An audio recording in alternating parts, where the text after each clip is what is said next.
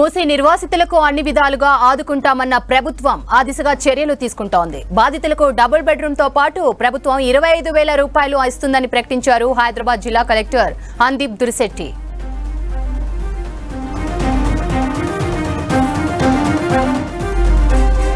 మూసీ పరివాహక ప్రాంతంలోని వారు స్వచ్ఛందంగా మరో ప్రాంతానికి తరలి వెళ్లే ప్రతి కుటుంబానికి డబుల్ బెడ్రూమ్ ఇంటితో పాటు నిర్వాసితుల ఖర్చుల కోసం 25,000 రూపాయల పారితోషికం ప్రభుత్వం చెల్లిస్తుందని హైదరాబాద్ జిల్లా కలెక్టర్ అందీప్ దురిశెట్టి ప్రకటనలో వివరించారు.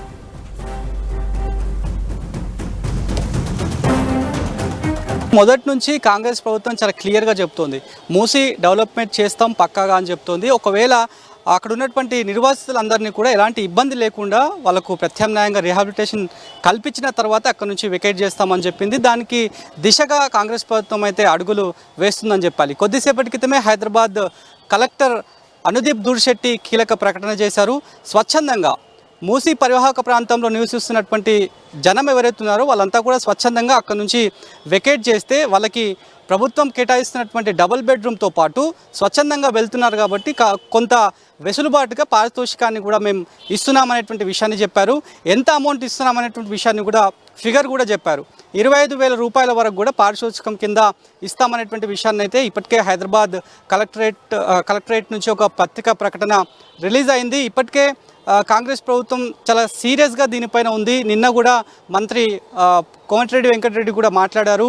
మూసీ ప్రవాహం వల్ల మూసీ తీసుకొచ్చేటువంటి పొల్యూషన్ వల్ల చాలా వరకు నల్గొండ ప్రాంతం అంతా కూడా ఇప్పటికీ చాలా ఇబ్బందులు పడుతున్నారు.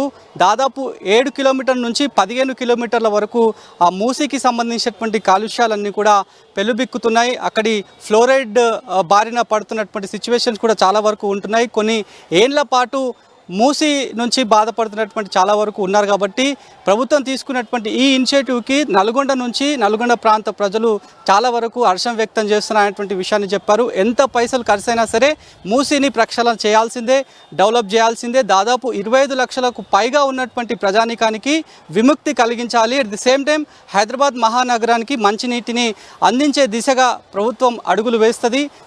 దీనికోసం నేను రేవంత్ రెడ్డితో కూడా మాట్లాడుతున్న విషయాన్ని అయితే ఇప్పటికే మంత్రి కోమటిరెడ్డి వెంకటరెడ్డి కూడా చాలా స్పష్టంగా చెప్పారు.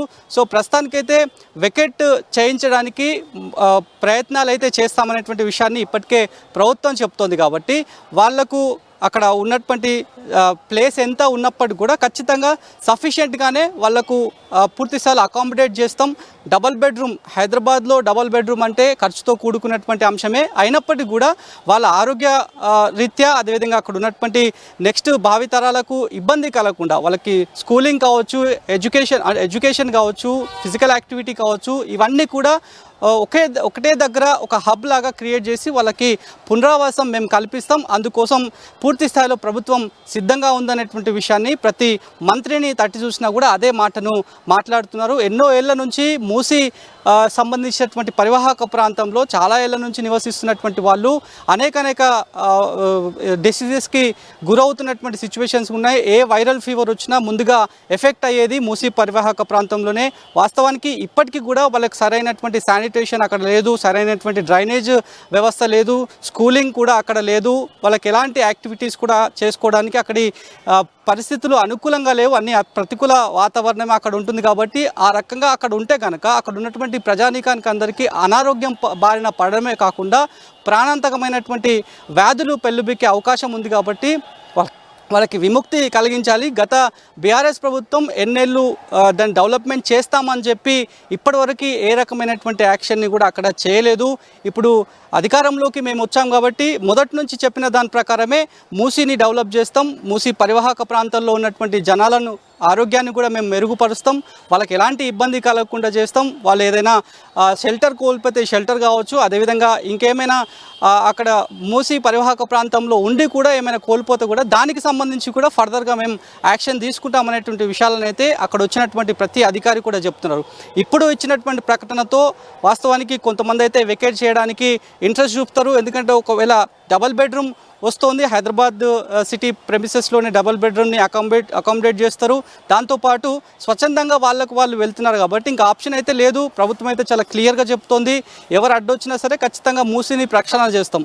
ఈ మూసీ ప్రక్షాళనతో దాదాపు 25 లక్షల మంది విముక్తి చెందడమే కాకుండా హైదరాబాద్ పరిసర ప్రాంతంతో పాటు నల్గొండ, ఉమ్మడి నల్గొండలో ఉన్నటువంటి ప్రజలకు అందరికీ కూడా ఒక విముక్తి కలుగుతుంది. మంచినీటి వ్యవస్థ అనేది ఒకసారి మళ్ళీ రీజనరేట్ అవుతుంది. కాబట్టి ఖచ్చితంగా దీనిపైన వెనక్కి వెళ్ళేది లేదు అనేటువంటి విషయాన్ని ఇప్పటికే బీఆర్ఎస్ కూడా దీనిపైన చాలా సీరియస్గా తీసుకుంటుంది. కాబట్టి దానికి దీటుగానే మంత్రులందరూ కూడా సమాధానం చెప్తున్నారు. ఇన్ని రోజుల నుంచి మురికి కాలువలో పడి కష్టాలు పడుతున్నటువంటి వాళ్ళపైన బీఆర్ఎస్ ప్రభుత్వం ఒక్కసారి కూడా ఆలోచన చేయలేదు. పైపెచ్చు మూసీ రివర్ ఫ్రంట్ డెవలప్మెంట్ పేరుతో గత మున్సిపల్ శాఖ మంత్రి దాదాపు 1000 కోట్లకు పైగా రుణం తెచ్చిర్రు. మరి ఆ రుణం ఎక్కడ పెట్టారనేటువంటి క్వశ్చన్ని కూడా నిన్న కాంగ్రెస్ మంత్రి కోమటిరెడ్డి వెంకటరెడ్డి మాట్లాడుతూ కూడా ఘాటు వ్యాఖ్యలు చేసినటువంటి సిచ్యువేషన్స్ కూడా ఉన్నాయి. సో ప్రస్తుతానికైతే ప్రభుత్వం చెప్తోంది ఖర్చు ఎంత అయినప్పటికీ కూడా మూసి డెవలప్మెంట్ చేస్తాం, ఇది ప్రజల ఆరోగ్యం కోసం, శ్రేయస్సు కోసం సంబంధించి కాబట్టి ఖర్చు కోసం అయితే మేము వెనక్కి పోమనేటువంటి విషయాన్ని చెప్తుంది. కాబట్టి దాంట్లో భాగంగానే హైదరాబాద్ కలెక్టర్ అనుదీప్ దుర్శెట్టి ఈ రకమైనటువంటి కీలక వ్యాఖ్యలు అయితే చేశారు. ఇక ఈ ఇష్యూకి సంబంధించి మాత్రం ఎప్పటి వరకు వీళ్ళంతా కూడా స్వచ్ఛందంగా అక్కడ నుంచి వెకేట్ చేస్తారనేది అంశం మాత్రం చూడాల్సిన అవసరం ఉంది.